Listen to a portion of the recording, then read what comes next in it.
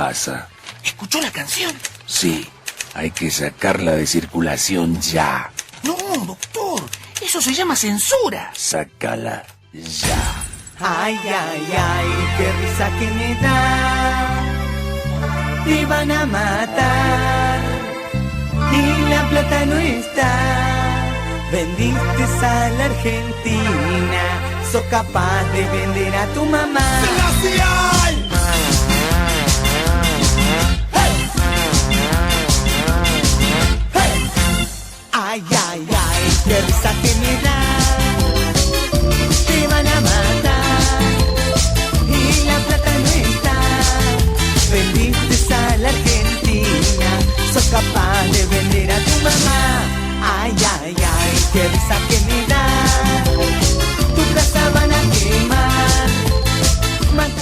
Muy, pero muy buenas noches a toda la audiencia, a la gran provincia de Buenos Aires, provincia de Don Juan Manuel de Rosas, a la ciudad de San Martín y a nuestro querido pueblo de José León Suárez, acá desde FM Éxito 102.5, esto es Monurrep en la radio, el programa del Movimiento Nueva República. ¿Qué tal, Cecilio? Muy buenas noches, ahí nuestro operador nos está diciendo ok, todo para arriba, todo bárbaro. Bueno, compañeros, camaradas, compatriotas, hoy tenemos una entrevista de lujo.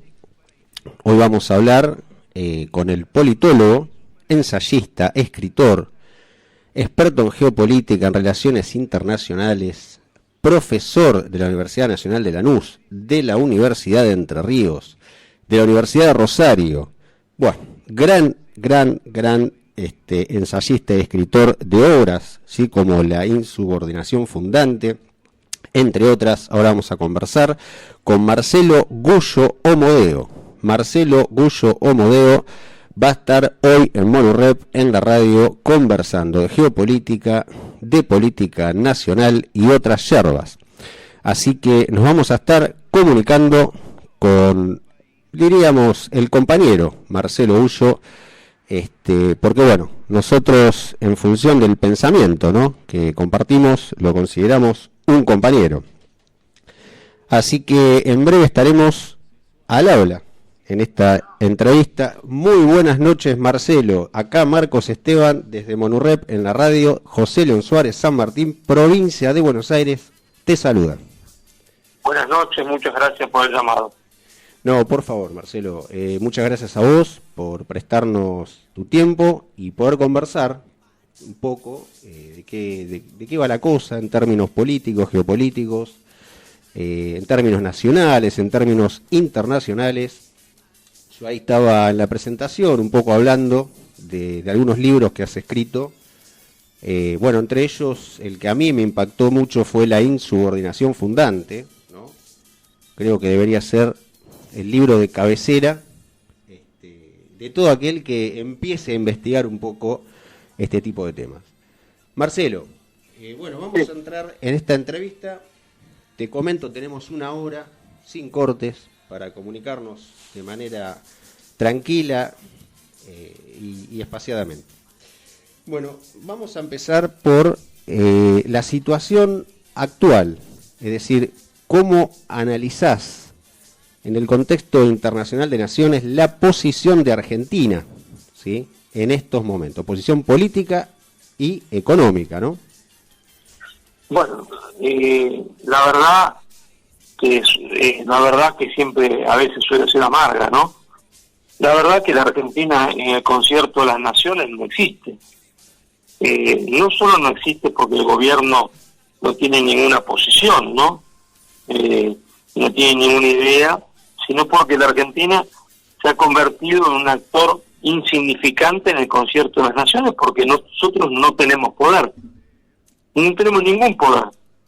Es decir, nuestro único capital en el mundo, ¿cuál es?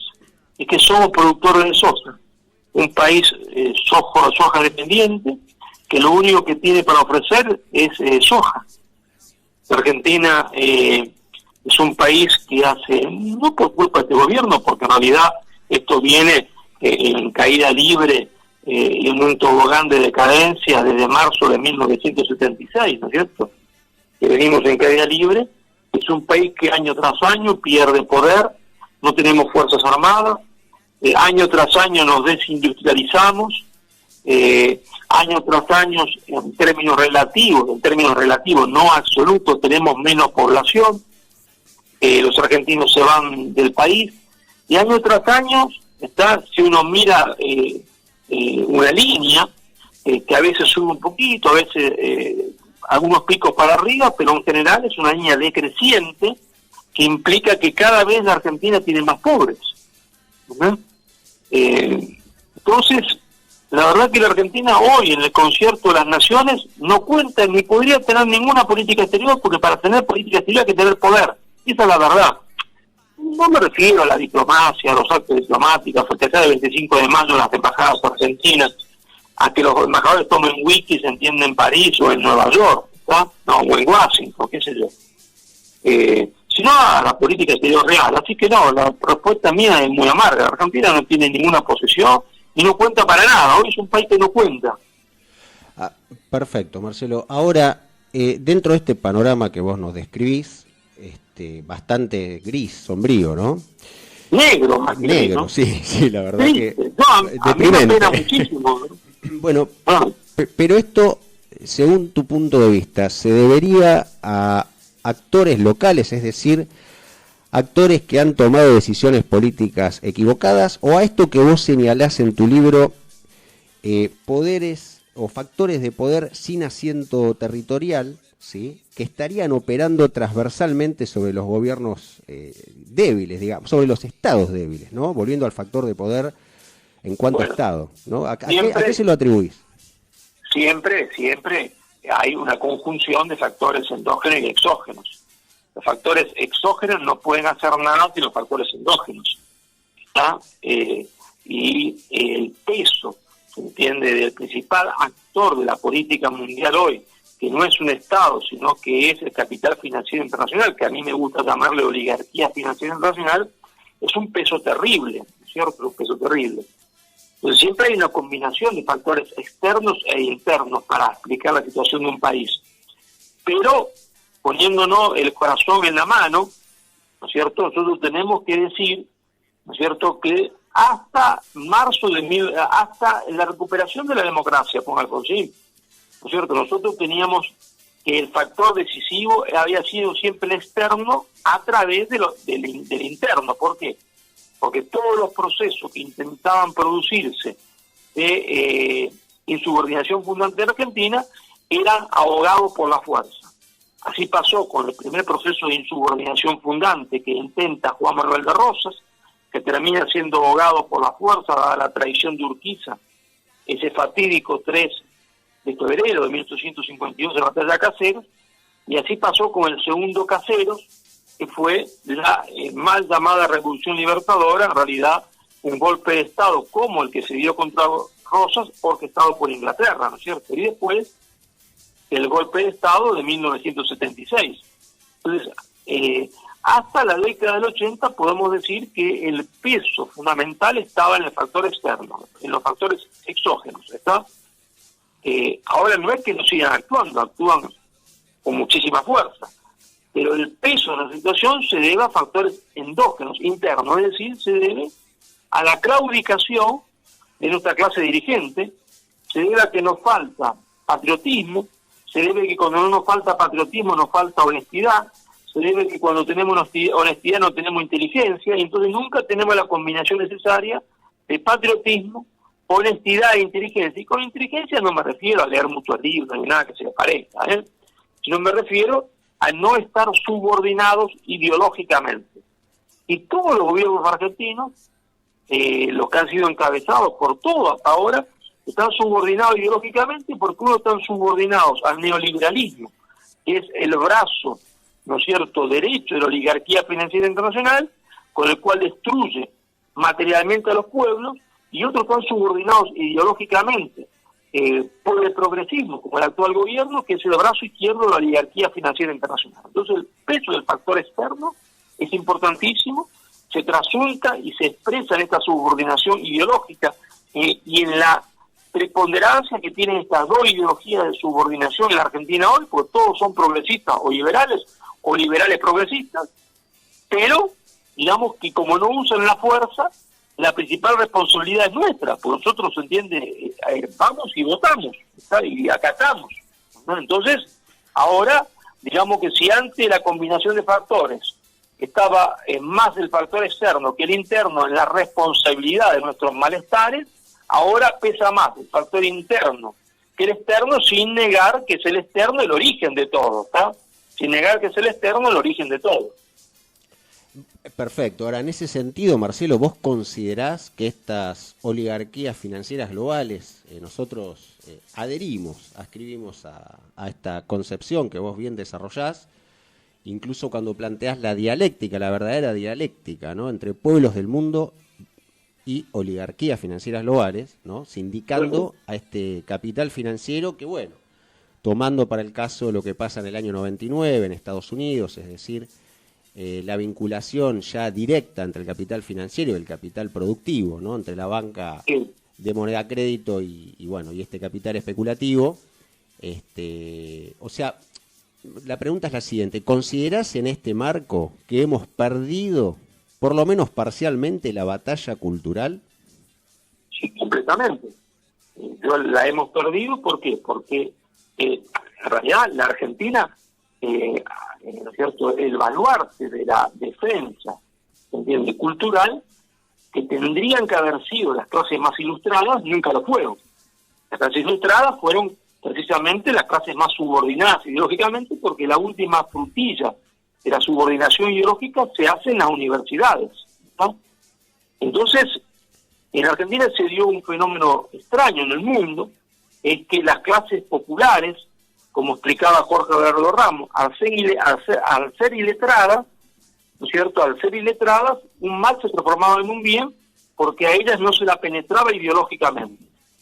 Y entonces había surgido una figura, que es la figura de lo que yo denomino un movimiento de insubordinación ideológica, de resistencia ideológica, también lo podemos llamar movimiento nacional, y contando con la base y el apoyo de estos sectores populares, ¿no es cierto?, resistía a la penetración cultural. Pero lo que pasó en Argentina es que el movimiento nacional fue copado y capturado por unos ocupas, ¿está?, que curiosamente, llamándose peronistas, adoptan como ideología de subordinación, ¿está?, la ideología predicada por la oligarquía financiera internacional. Pero cuando digo predicada, no digo una cosa que no puede ser demostrada científicamente. Todas las ONG progresistas de Argentina, todas, lo que está en los balances, todas reciben financiamiento de señores como George Soros, todas. Soros y compañía, ¿está? Todas. Y está la lista de políticos argentinos en el kirchnerismo, en el macrismo, que reciben dinero de George Soros, todas, de las fundaciones de George Soros. Y por eso tienen la política de ideología de género, por eso son abortistas, porque reciben ese dinero. Y otros lo hacen por moda, son más estúpidos todavía porque ni siquiera cobran. Y entonces, ¿no es cierto?, entonces tenemos una situación donde por primera vez la Argentina está indefensa. La Argentina está indefensa porque el movimiento nacional, que fue el peronismo, que nació en lucha ideológica contra las dos ideologías de dominación, que eran el marxismo y el liberalismo, ahora adopta como ideología propia, ¿se entiende?, una ideología financiada por la oligarquía financiera mundial, como es la ideología de género y el abortismo, cosa que hace, se entiende, la señora Cristina Fernández de Kirchner, ¿está? Entonces, la situación para Argentina es trágica. La situación para la Argentina es trágica. Sí, está clarísimo, y escuchándote, ¿no?, uno piensa, o sea, ¿cuál es la salida? Porque, digamos, si lo que permitió que este gran movimiento nacional, ¿no?, y me refiero al justicialismo, quiero que sepas que desde el Movimiento Nueva República nos consideramos nacional justicialista, pero entendemos, igual que vos lo señalás, que el PJ se ha transformado en un administrador de la colonia, ¿no? O sea, un administrador de la dependencia. De la dependencia. El Partido Justicialista se transformó de un movimiento nacional de integración en un partido de administración de la dependencia. Perfecto. Al admitir como ideología de admitir como ideología propia, tomar como ideología propia la ideología de género, el abortismo, se transforma, está en un partido de administración de la dependencia. Y en los 90 el neoliberalismo, ¿no? O sea, el neoliberalismo. Ahora, bueno, ¿cuál es la salida, Marcelo? ¿Cuál es la salida? Porque los nacionalistas nos preguntamos esto todo el tiempo y le damos vuelta a la cosa. Bueno, nosotros hemos elaborado un programa y demás, programa político, pero digamos con un abordaje práctico, ¿no? O sea, la ortopraxis. Pero dentro de la ortodoxia, ¿cuál sería la reconstitución de un gran, o la creación de un gran movimiento nacional según tu visión? Bueno, yo tengo que ser humilde. Si yo tuviese la solución, ya lo hubiese puesto en práctica y hubiese conducido el movimiento nacional. Evidentemente yo no la tengo. Lo que uno tiene son intuiciones, ¿no es cierto? La intuición es que en el actual estado en el cual nos encontramos hay que empezar todo de nuevo. Hay que empezar todo de nuevo y hay que empezar, como se empieza siempre, con la batalla cultural profunda, ¿no? La batalla cultural de la cual dice el kirchnerismo, y cuando habla de batalla cultural, es la entrega cultural de la nación al capital financiero internacional y a su ideología, que es la ideología de género. Sino que acá hay que reconstruir todo de nuevo, desde cero, es una tarea ciclópea, pero no hay otra alternativa. Así, hay que empezar a aclarar los conceptos, ¿está? Cuando nosotros hablamos de pueblo, cuando Perón hablaba de pueblo, Perón dice claramente que la comunidad organizada y en conducción política. ¿Qué es el pueblo? Se pregunta él en conducción política. El pueblo es la masa organizada. Y decir, ¿qué es organizar? Organizar es adoctrinar. Entonces, si se produce el desadoctrinamiento del pueblo, el pueblo vuelve a convertirse en masa. Porque el pueblo no es per se los pobres. Se puede ser pobre y estar subordinado culturalmente, y no ser parte del pueblo, y se puede ser rico y estar subordinado culturalmente, y no ser parte del pueblo, o se puede ser rico y pobre y no estar subordinado, y ambos, rico y pobre, integrar el pueblo. ¿Y qué es organizarse? Adoctrinar. ¿Y cuál fue el primer adoctrinamiento que se recibe en el Río de la Plata? El adoctrinamiento cristiano. Él establece las normas de conducta, es decir, la doctrina cristiana. Es decir, no robarás, no matarás, no violarás, respetarás a tu padre y a tu madre, está mucho más profunda que una doctrina política. Totalmente. Y ese adoctrinamiento también se ha perdido. Entonces, la masa, el pueblo vuelve a transformarse en masa. Por eso hay expresiones populares que tienen su lógica. Cuando la gente dice, bueno, ahora los ladrones, los asaltantes, los delincuentes no tienen más código, porque los asaltantes antes tenían código, porque no le pegaban una bolita, claro, porque todavía tenían valores, los valores inculcados por el cristianismo. Es decir, era, se entiende, una masa que había transformado en pueblo, y aún los que delinquían, como eran parte del pueblo, aún esos delincuentes, tenían todavía ciertos valores.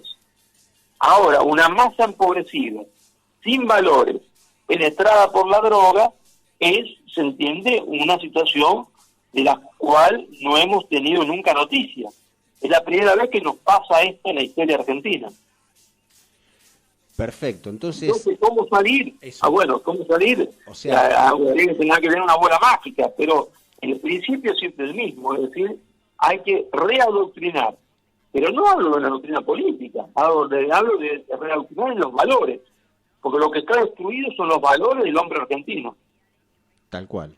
Bueno, pero vos, de hecho, en la praxis concreta has adoptado una o por lo menos has tomado una decisión. Tengo entendido que te presentás como candidato del partido Principios y Valores de Guillermo Moreno. No. Yo voy a ser candidato de un partido que se llama, se entiende, Partido Campo Popular. Campo Popular. Porque me habían pasado la data. Una candidatura que va a ser acompañado por un montón de gente excelente, de compañeros profesionales, trabajadores excelentes. Yo voy a encabezarlo, pero nada más encabezo, soy como el iceberg, la punta, pero nada más que eso. Vamos a presentar nuestra postura política a través del Partido Popular, Campo Popular, sin referentes nacionales. Pero Sí, eso ojalá que iría, o sea, no irías entonces dentro de lo que es principios y valores, porque yo tenía esa No. idea, tenía esa noción. Era una idea correcta hasta hace poco tiempo, Ah. digamos. O sea, podemos dar la novedad en este momento, porque los afiches Sí, perfecto. puede- Entonces, con Marcelo todo gusto. Gullo Omodeo se presenta como candidato por la organización política Campo Popular a nivel provincial, es esto, ¿no? Sí, es para diputado nacional, pero el partido va a solamente tener representación en la provincia de Santa Fe. Perfecto, perfecto. Está bien, no, entonces, porque yo justamente te iba a preguntar, pero bueno, ya si te presentás con otra organización, ya cambia. Yo te iba a preguntar, bueno, acá le hicimos una nota hace un par de semanas a Guillermo Moreno, hemos tenido algunas fricciones, es un amigo Guillermo, pero bueno, tenemos diferencias de concepción política bastante profundas.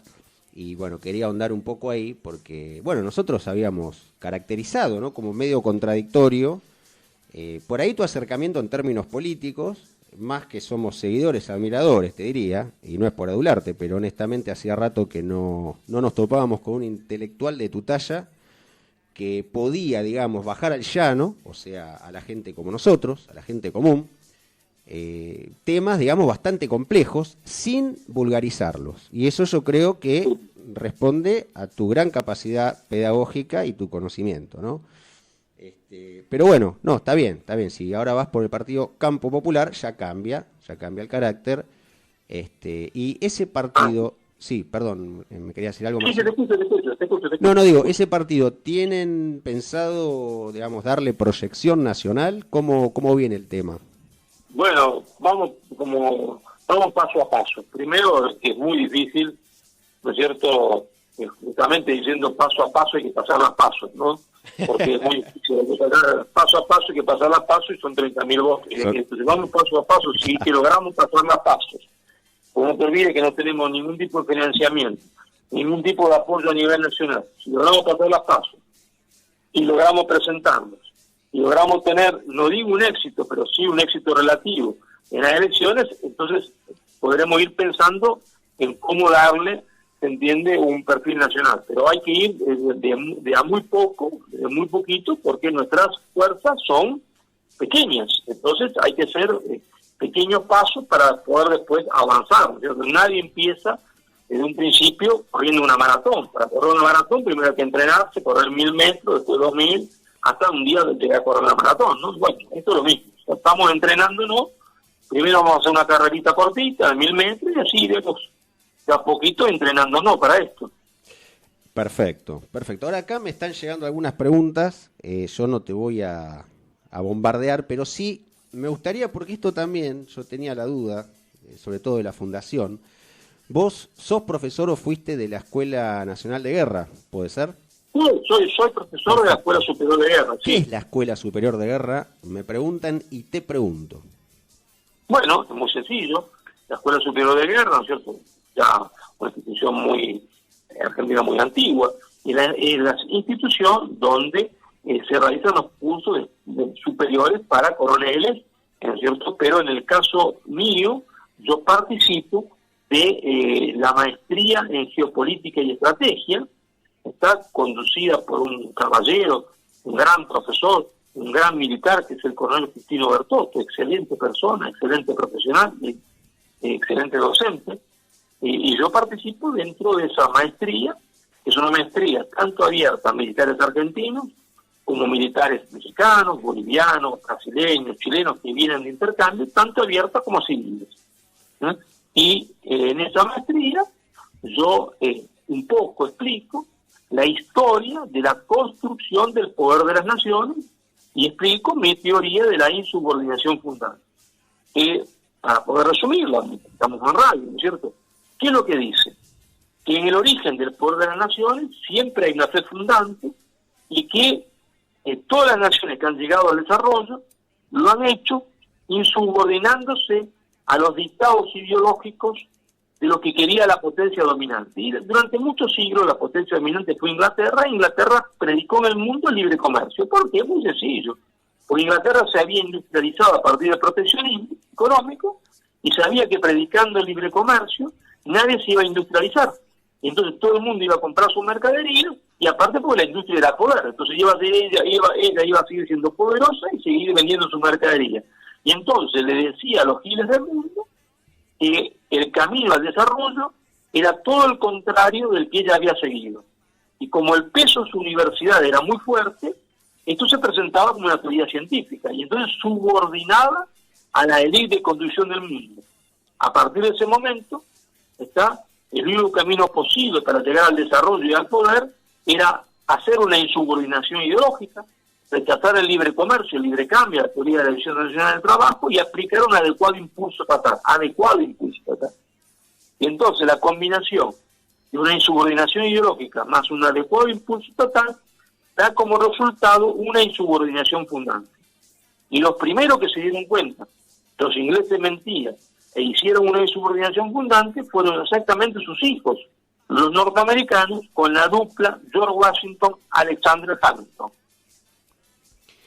Exacto, sí, lo he leído y bueno, ahí justamente vos, que es algo que quiero remarcar, que si bien lo acabas de señalar, quiero remarcar, que bueno, la reina Isabel I es la que toma la decisión política, porque digo, yo creo que es el hecho que habría que poner en valor, toma la decisión política de dejar de exportarle lana en bruto a los Países Bajos, y empezar a producir. Incluso vos señalás que ha habido pena de muerte para el contrabando, es decir, hubo toda una serie de medidas que acá la historiografía oficial, porque por eso quiero hacer el paralelismo, cuando habla de don Juan Manuel de Rosas, ese gran patriota que hemos tenido, los indica como un tirano, Entonces, ¿qué habría que pensar de la corona británica? Que se dio una política, como hizo Juan Manuel de Rosas, ¿sí?, de incluso fomentar la industria nacional, mandando a traer artesanos, trabajadores, haciéndolos miembros de la nobleza, entregándoles tierra. O sea, vos eso lo detallás, yo por eso le pido a toda la audiencia, que es muy vasta, que compren el libro La insubordinación fundante. O sea, compren todos los libros de Marcelo Ulloa, pero La insubordinación fundante es el libro, yo creo que es el puntapié, Marcelo. Ahora bien, nosotros acá tenemos que dar una batalla, que creo que aparte de cultural es sobre todo política, ¿no? Porque yo sé que estoy diciendo una verdad de perogrullo, pero a veces yo escucho en el campo nacional, ¿no?, en los grupos nacionalistas y demás, hablar de la batalla cultural,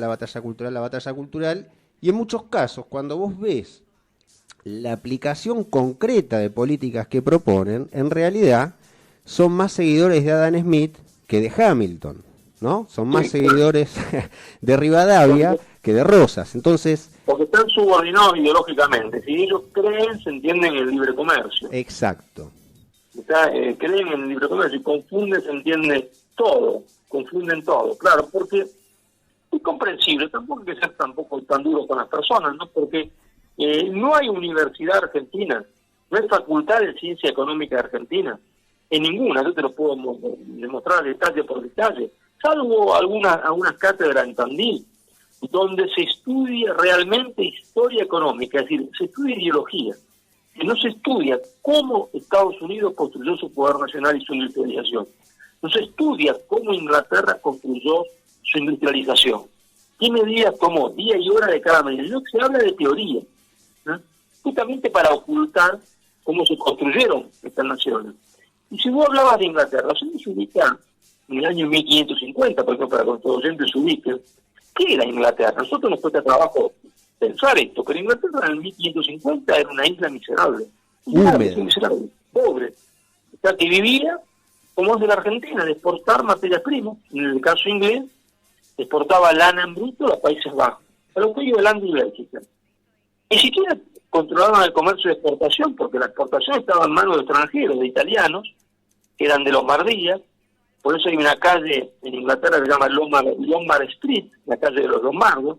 Entonces ellos eran los estúpidos de Europa.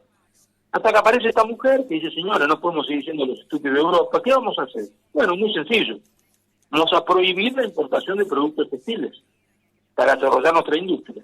Claro, en la historia de la humanidad, una prohibición por sí misma nada crea si no va acompañado de un estímulo positivo.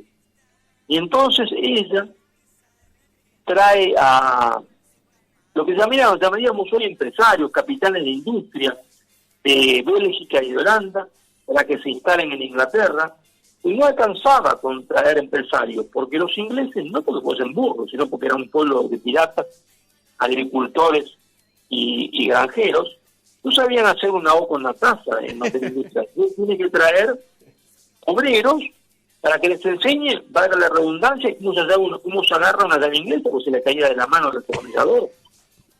Me causa gracia, perdóname, cómo lo explicás, porque es así. Claro. Es tal cual.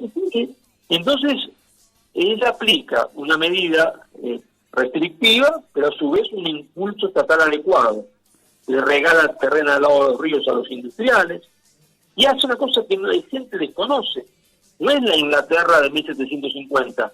Crea por primera vez lo que podríamos llamar hoy, no se llamaba así, por supuesto, un salario mínimo vital y móvil altísimo, para crear un mercado interno que consuma la que ahora es la nueva industria británica, que es la industria textil, a partir de su propia lana. Es decir, que la industrialización británica, lo que no se les enseña a nuestros muchachos en las facultades, no fue producto de la mano mágica del mercado. La industrialización británica fue producto de la mano mágica de la política.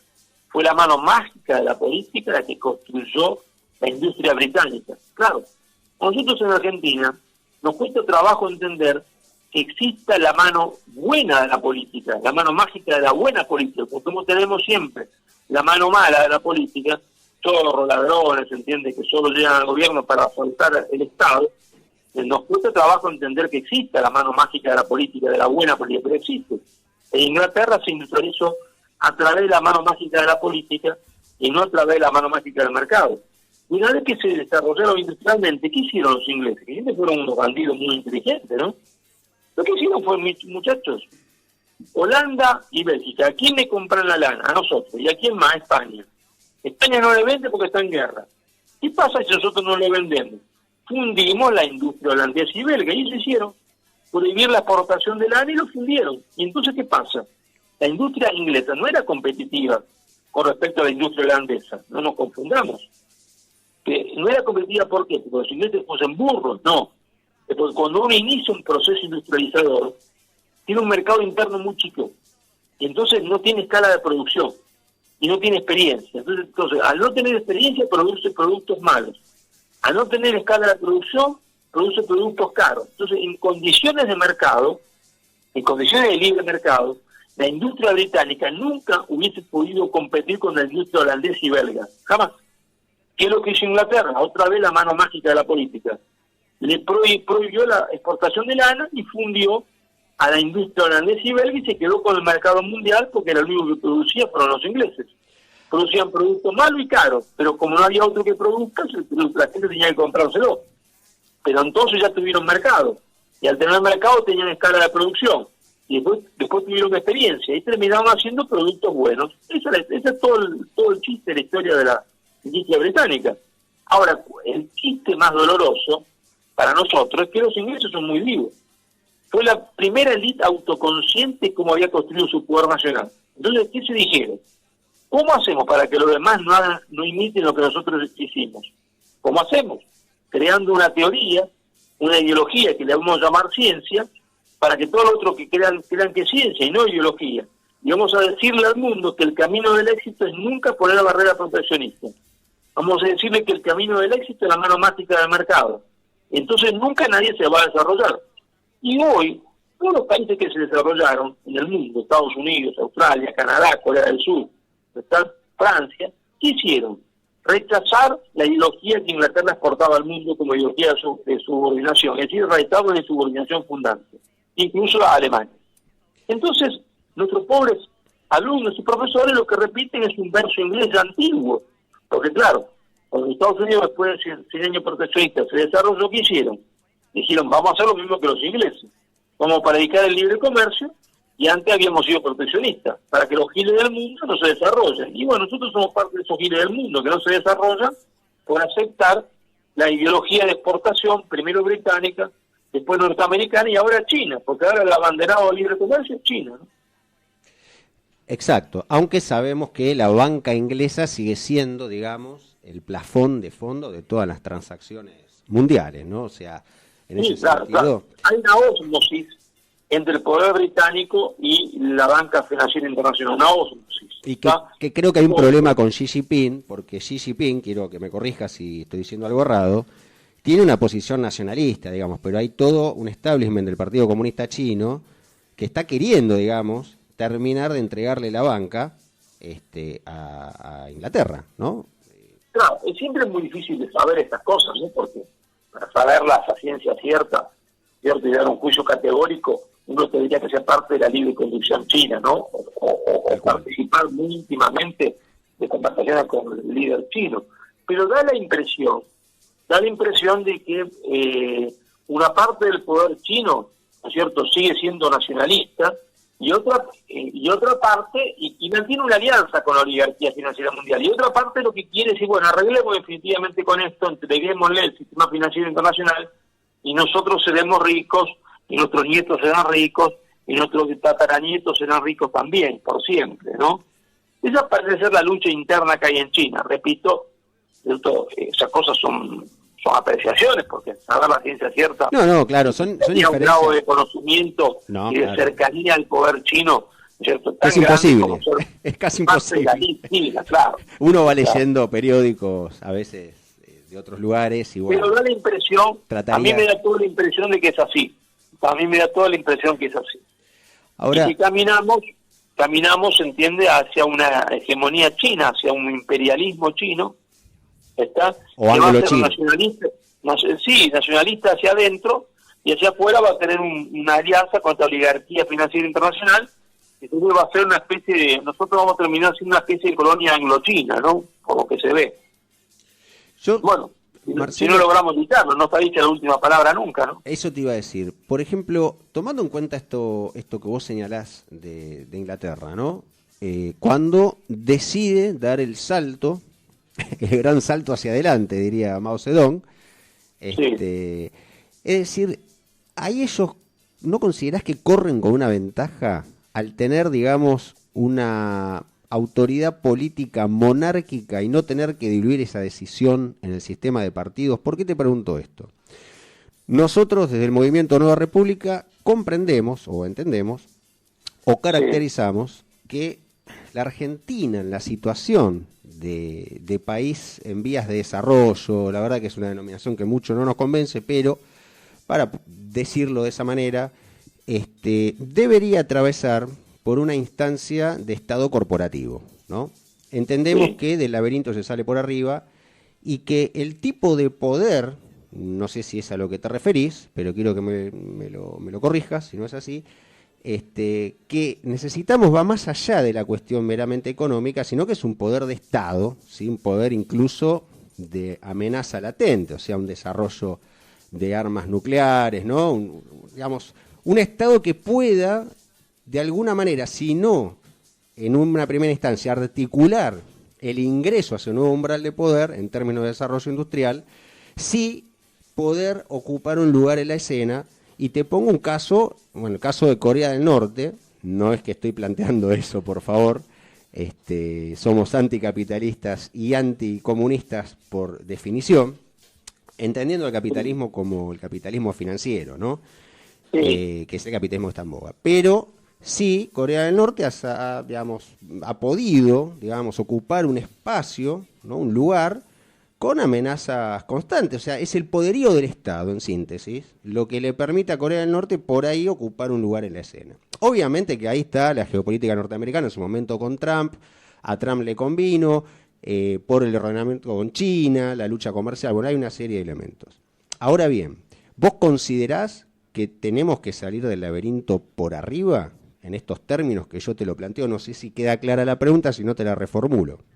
No, sí, la pregunta es clara, pero vamos de vuelta por parte y cucharadas, porque es innegable, que la posesión de la tecnología nuclear es el elemento clave del poder mundial y que le permite a los países tener una autonomía. Por eso el general de Gaulle fue la última expresión del movimiento nacional en Francia, cuando llega al poder en 1958, después de arreglar el tema de Argelia, cuando dice ahora tengo las manos libres, Dijo, vamos a hacer industria aeroespacial, industria farmacéutica y industria nuclear. Exacto. Pues son las tres industrias que dan poder. Y fíjate cómo la visión de Gaulle era exacta, porque la aeroespacial la que te permite poner satélites en el aire, la nuclear la que te permite ahora tener energía y el 80% de la energía ser producida en Francia y no depender energéticamente de nadie, y la farmacéutica ahora vemos, ¿verdad?, que las guerras nuevas son guerras bacteriológicas. Exacto. Y entonces es fundamental la posibilidad de sin industria farmacéutica no hay soberanía. Ahora, todo esto, ¿no es cierto?, es así, pero nosotros, en el estado en el cual nos encontramos, el estado en el cual se encuentra la Argentina, si uno saca una radiografía de la Argentina, esta no es la Argentina de la década del 40, ni la década del 70, ni la década del 80, ni siquiera la Argentina de la década del 90. Es decir, este es un país con un cáncer galopante, ¿está? Que ha tomado los broncos. Es decir, nunca hemos estado en la situación en la cual nosotros nos encontramos, un 40% de la población sometida en la pobreza, con degradación moral e infectado por la droga. Nunca hemos tenido una desarticulación del sistema productivo como tenemos ahora. Nunca hemos tenido la infraestructura del país en grado de desgaste con la que tenemos ahora, porque los trenes no existen más, las rutas prácticamente son inexistentes, ¿está? Para nuestras necesidades. Estamos al borde del colapso, Entonces, desde ese punto de vista, cuando uno se encuentra en esta situación, lo primero que hay que hacer, ¿está? Si vos decís, bueno, yo soy presidente, ¿qué es lo que tengo que hago? Y mira, te digo, mira hermano, lo primero que yo hago es que el paciente no se muera, porque estamos a riesgo de muerte. Acá hay que hacer que el paciente no se muera, porque Argentina está en peligro de muerte, ¿verdad? Es decir, entonces, primero que el paciente no se muera. Si logramos hacer que el paciente no se muera y estabilizarlo, ¿está? Vamos a lograr después sacarlo del hospital. Cuando lo saquemos del hospital, vamos a dar los primeros pasos hasta que un día pueda volver a correr la maratón. Pero acá lo primero que hay que hacer es que el paciente no se muera. ¿Y por qué digo esto? Porque la Argentina se estructuró a partir, ¿no es cierto?, de la obra de dos grandes personajes históricos. Porque se estructuró a partir de la resistencia al poder británico. ¿El poder británico qué quería? El británico quería en Argentina establecer su política de subordinación cultural para destruir el poder nacional del Río de la Plata. Esa política ¿qué implicaba? Implicaba, por un lado, el libre comercio, para que la Argentina no fuese nunca un país industrial. Por otro lado, implicaba el iluminismo, es decir, desterrar del corazón de las masas toda idea de trascendencia para que el pueblo no tenga valores. Y por otro lado, la prédica, se entiende, de los particularismos para que la Argentina se fragmentase en 14 provincias. Hacia eso iba la Argentina, hasta que milagrosamente aparece el fondo de la Pampa, del fondo más profundo de la Pampa, se entiende, aparece un gaucho, esta tierra a mandar, que fue Juan Manuel de Rosas. Y Rosas entiende bien cuál es el objetivo británico, es el restaurador, pero no porque restaura las leyes, el restaurador de la política nacional. Y Rosas dice no al iluminismo y predica los valores cristianos. Rosas dice industrialización, pero sobre todo la obra de Rosas que detiene el proceso de fragmentación territorial, porque si no, hubiese habido una república de la Mesopotamia, integrada por Entre Ríos, Corrientes y Misiones, una república de Córdoba, bueno, una república de Cuyo. Y no sabemos si una anexión por el Imperio de Portugal, porque también tengamos en cuenta que a través de los hermanos Pincheira, por supuesto, pero lo que quiero decir que no hubiese habido Argentina, hubiese esto sido parecido a la América Central. Y Rosas detiene el proceso de fragmentación territorial. Esa es la gran obra de Rosas. Está haber detenido el proceso de fragmentación territorial y haber hecho que la Argentina exista, porque si no, hubiese habido una república que se llama Córdoba y no hubiese parecido tan natural como hoy nos parece natural la República Oriental del Uruguay. Entonces, esa es la gran obra de Rosas. Después tenemos que esperar a la llegada del coronel Perón para darle a ese país la industrialización, el poder que da la industria. Y Perón industrializa la Argentina, fabrica un avión a reacción queda la Comisión Nacional de Energía Atómica para tener armas nucleares, ¿está? Entonces, las dos grandes obras, la de Rosas, la integración nacional, detener el proceso de fragmentación territorial, y la de Perón es la industria, pero no para hacer justicia social solamente, sino para tener poder, porque sin industria no hay poder. A partir del 76, ellos demolieron la obra de Perón. La demuele la dictadura, la demuele Carlos Saúl Menem, y la demuele después el kirchnerismo. Es decir, Argentina es hoy un país desindustrializado. ¿Qué le queda a los ingleses por lograr? Le queda demoler la obra de Rosas, es decir, que la Argentina se fragmente territorialmente, que fue siempre su objetivo. Por eso estamos en peligro de muerte. Por eso aparecen, se entiende, cosas que parecen locas, pero no son locas, no hay ningún loco, no son estúpidos, son agentes. Aparece tipo diciendo que quiere la independencia de Mendoza. No son estúpidos, ¿eh? Se está preparando eso. Por eso aparece eso. Entonces, estamos en peligro de muerte porque habiendo destruido la obra de Perón, no somos más un país industrial, de ninguna manera. Apenas producimos alguna cosita chiquita de industria liviana y de industria de la alimentación. Eso es la nada. El bazar de los amantes es la nada. La economía primaria, o sea, nada. Es el preperonismo, ¿no? Van ahora a destruir la obra de Rosas. Por eso digo, Argentina está en peligro de muerte, es un enfermo, está, que si yo soy presidente, si alguien fuese presidente, ¿qué tiene que hacer? Salvarlo, hasta que no muera. O sea, sacarlo del hospital para después pensar qué hacer. Entonces, lo primero que hay que hacer acá es salvar al enfermo, ¿no? Salvar, se entiende, a este enfermo que está siendo consumido por las drogas, está siendo consumido por la pobreza, siendo consumido por la falta de valores. Si logramos eso, podemos pensar otra cosa. Pero hasta no lograr eso, es inútil pensar otra cosa porque no existe más la Argentina que nosotros teníamos en la cabeza. No existe más. No existe más, se acabó. Nos han destruido. Entonces, pero yo no soy un tipo que se crea derrotado. No, al contrario. Que no crea en el triunfo. No, al contrario. Pero soy un realista. Sé de dónde tengo que partir para dónde tengo que llegar.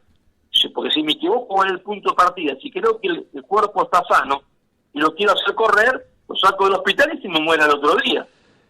¿No? Entonces acá hay que ir con mucho cuidado. Marcelo, en ese sentido, hablando de integración regional, nosotros tenemos un debate franco, abierto, con una organización con la cual coincidimos en varios puntos, que es Social 21, no sé si la ubicás. Sí. Martina Yerbe es su dirigente nacional. Bueno, le hicimos una nota hace 2 semanas, anteriormente le hicimos una nota a Moreno, bueno, en fin. Ahora bien, yendo a Social 21, ellos parten de alguna manera del análisis de que la logística es un punto, digamos, a tener en cuenta como uno de los principales, ¿no? En ese sentido tienen todo un desarrollo, digo, han presentado proyectos de ley, ¿no? El caso de ELMA 21, no sé si tuviste acceso al proyecto de ELMA 21, pero bueno, tiene todo un abordaje al respecto. Ellos, entre otras cosas, ¿no? Porque si podés, léelo, te invito a que lo hagas. Nosotros, ya te digo, en ese sentido, lo que vemos que va en la dirección que apuntamos, lo tomamos y reivindicamos a quien lo hace. No nos interesa quién sea. Eso Sí, está muy bien. Sí. En ese sentido, bueno, tenemos obviamente diferencias, pero son de índoles por ahí más culturales y demás. Ahora bien, este proyecto, digamos, tiene, digamos, el transporte multimodal centralizado como fuerte, ¿no?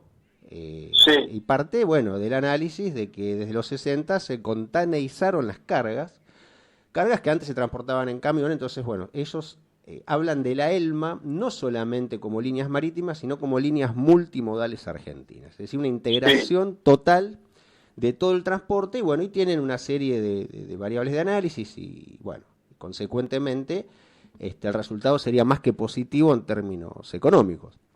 Ahora bien, ustedes, de llegar a ocupar un lugar en la escena política, ¿están dispuestos a llevar a cabo, digamos, o de alguna manera impulsar este tipo de leyes? Eso por un lado. Por otro lado, son 2 preguntas, pero bueno, ya nos acercamos al final del programa y te las quiero hacer porque son preguntas que andan dando vuelta. Por un lado eso. Por otro lado, el tema de la banca. O sea, nosotros entendemos que tenemos que ir hacia un esquema de moneda crédito y salir del moneda débito. y desacoplarnos de las finanzas internacionales, en este caso el dólar, ¿no? Como referencia al valor del peso, para lo cual, desde el Movimiento Nueva República, entendemos que hay que recuperar el señoreaje de la emisión y poner como referencia, digamos, el PBI, o sea, el patrón trabajo, ¿no? Algo que ya Héctor Giuliano nos va a explicar, si Dios quiere, la semana que viene, pero vos cómo ves esta alternativa y cómo se podría llevar a cabo. La veo excelentemente bien, son las cosas que hay que hacer, pero estas cosas no se hacen porque si yo mañana, supongamos que por un milagro soy diputado, pues solo un milagro puedo hacer eso. No, claro. Soy diputado, ¿no es cierto? Es inútil impulsar esas medidas desde el punto de vista legislativo, porque si uno no tiene el Poder Ejecutivo es una manga de mafiosos, se entiende, corruptos, subordinados ideológicos. Entonces, para lo único que sirve estar en un congreso es para explicarle estas cosas a la gente. Exacto. Para explicarle que se puede, no para hacer las leyes, porque no las van a hacer, y si lo hicieran, la harían mal a propósito. Bueno, pero vos estarías dispuesto en principio, estarías dispuesto. No, la harían mal a propósito para decir, ve que fracasan estas cosas. Claro. ¿Verdad? Porque esos son el enemigo. Entonces, para lo único que sirve estar en el Congreso, para explicarle a la gente, para volverse, entiende, a explicar a los argentinos qué es lo que nos pasa y cómo podemos salir. Y para tener un micrófono más grande para poder explicárselo. ¿Verdad? Una tribuna. Porque es inútil pensar que uno va a presentar una ley y el otro la va a aprobar porque es buena. No, y si la aprueba es para boicotearla. Entonces, ese camino está cerrado. Solamente el camino es explicarle a la gente qué es lo que tenemos que hacer. Si nosotros logramos convencer a una gran masa crítica, la gente dice, no, entonces ahí sí, las elecciones sirven para ganar el Poder Ejecutivo y cambiar la historia, porque la historia se cambia del Poder Ejecutivo, ¿está? De la presidencia de la nación. No se cambia del Parlamento ni de una gobernación, solamente se cambia del Poder Ejecutivo. No, totalmente de acuerdo, por eso yo te sindicaba la diferencia y la ventaja que tiene la corona británica, que es en realidad, bueno, claro, en realidad la quien monarquía, tiene el poder, ¿no?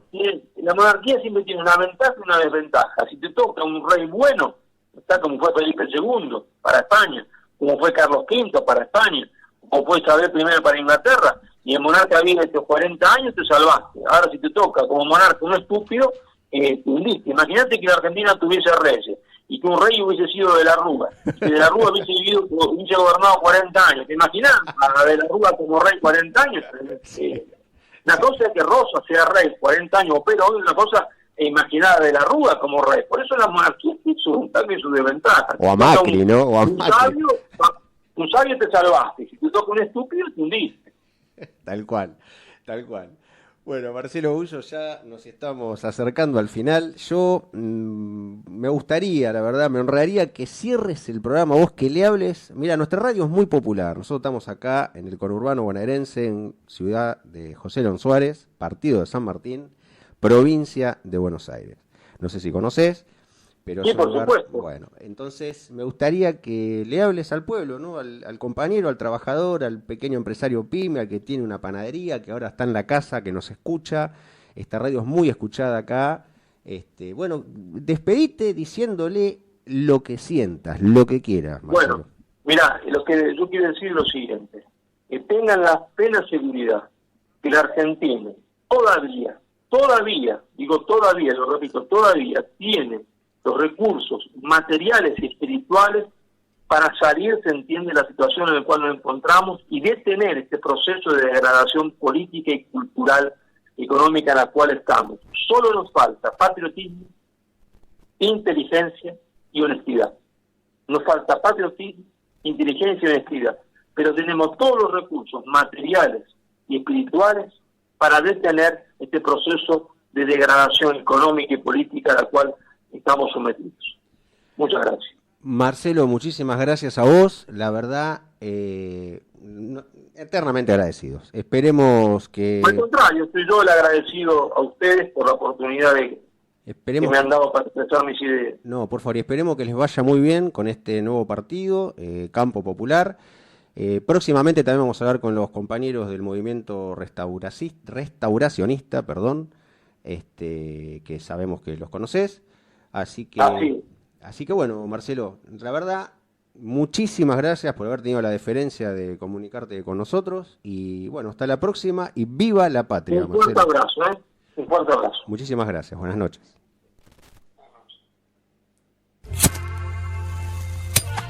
Bueno, la verdad, ya retirándonos con la alegría, ¿no? La verdad que estamos acá totalmente emocionados porque coincidimos plenamente con Marcelo Urso Moveo en todo lo que nos ha expresado. La de circulación ya. Así que bueno, ya nos estamos yendo. Quiero saludar a mis compañeros, al compañero Fabián, al compañero Sandro Adrián Amaya, que hoy han estado haciendo gestiones, ¿no? Sandro Adrián estuvo por la ciudad de La Plata. Bueno, Fabián está trabajando, así que también mandarle un saludo a la mujer de Fabián y bueno, al hijo, a la hija, me olvidé, la verdad Fabián, te pido disculpas. Así que bueno, saludos a todos. Esto ha sido Monorrep en la radio, el programa del Movimiento Nueva República. Nos vemos la semana que viene. Y bueno, no voy a empezar a nombrar a todos los que nos escuchan y a mis amigos porque no vamos a terminar más. Y acá el operador me está diciendo que tenemos que entregar el aire en tiempo y forma. Así que muchísimas gracias por todo. Hasta la semana que viene. Buenas noches.